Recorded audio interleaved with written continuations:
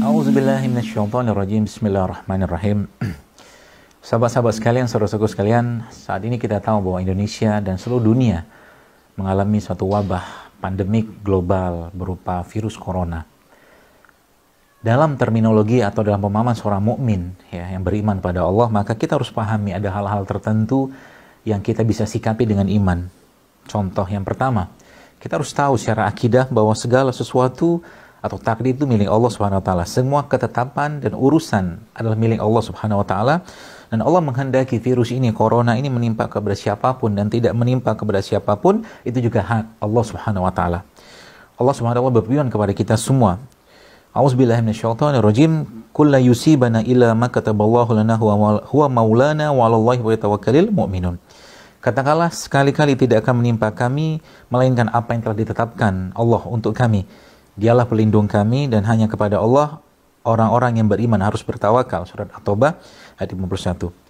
Dan Nabi SAW juga bersabda dalam sebuah hadis, Allah menetapkan takdir untuk setiap makhluk sejak 50.000 tahun sebelum penciptaan langit dan bumi. Hadis riwayat Muslim. Yang kedua, kita harus pahami teman-teman sekalian bahwa Nabi SAW juga memberikan petunjuk kepada kita semua, yaitu Nabi mengajarkan untuk menjauh sejauh-jauhnya dari penderitaan yang terjangkit. Kata Nabi SAW sebuah hadis, larilah dari penyakit kusta seperti engkau lari dari singa. Mungkin ini tidak berlaku khususnya bagi tenaga-tenaga medis yang berada di garda depan. Semoga Allah lindungi mereka semua sesuai dengan kompetisinya dan atas izin dari pemerintah. Seperti halnya Nabi SAW pernah mengutus utusan kepada orang yang terkena kusta demi menyampaikan kabar bayat dari Nabi SAW. Mudah-mudahan Allah lindungi semua teman-teman yang menolong saudara-saudara kita yang lain yang saat ini terkena virus dan wabah ini. Yang ketiga, bila wabah itu telah menyebar, maka bersabarlah di tempat, jangan keluar. Dan yang dari luar, jangan masuk ke dalam, yang mungkin inilah dikenal sebagai lockdown zaman sekarang. Dalam sebuah hadis riwayat Bukhari dan Muslim, Nabi SAW bersabda, apabila kalian mendengar wabah taun melanda suatu negeri, maka janganlah kalian masukinya. Apabila penyakit tersebut melanda suatu negeri, sedang kalian di dalamnya, maka janganlah kalian keluar dari negeri tersebut. Itu pesan dan perintah Nabi SAW. Yang keempat, kita perlu juga ikhtiar, tidak hanya bersabar, tapi kita ikhtiar juga dengan tibun nabawi, dengan pengobatan Islam, yaitu dengan habatus sauda, kurma ajwa, madu, serta berkam, yang memiliki dalil khusus dalam menyembuhkan penyakit. Nabi SAW sebutkan dalam hayat, sesungguhnya pada habatus sauda terdapat obat untuk segala macam penyakit, kecuali kematian. Termasuk juga kita bisa gunakan saat ini air Zam-Zam.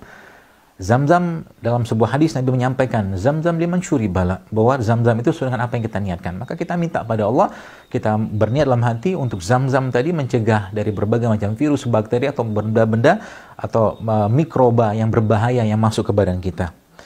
Berkaitan dengan kurma ajwa, Nabi SAW sampaikan dalam sebuah hadis, barang siapa yang di pagi hari makan 7 butir kurma ajwa, maka dia tidak akan terkena racun dan sihir pada pagi hari tersebut.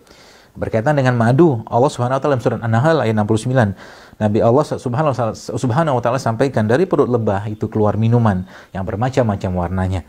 Di dalamnya terdapat obat yang menyembuhkan bagi manusia. Sesungguhnya yang demikian itu benar-benar terdapat tanda bagi orang-orang yang memikirkannya.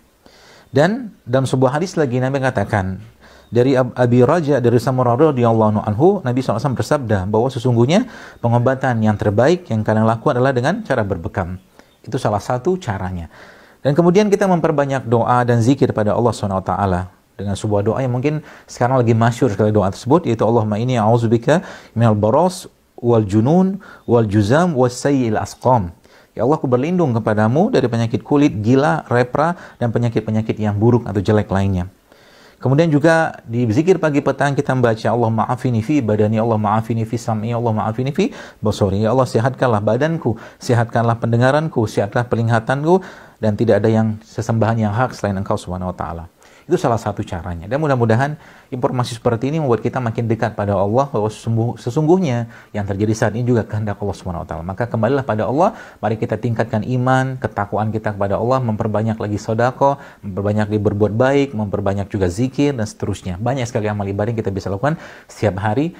Dan mudah-mudahan dengan kebaikan atau amal ibadah tadi, Allah jauhkan negeri kita ini dari wabah ini, dan semoga Allah memberikan pesan atau hikmah yang besar dari keadaan wabah ini.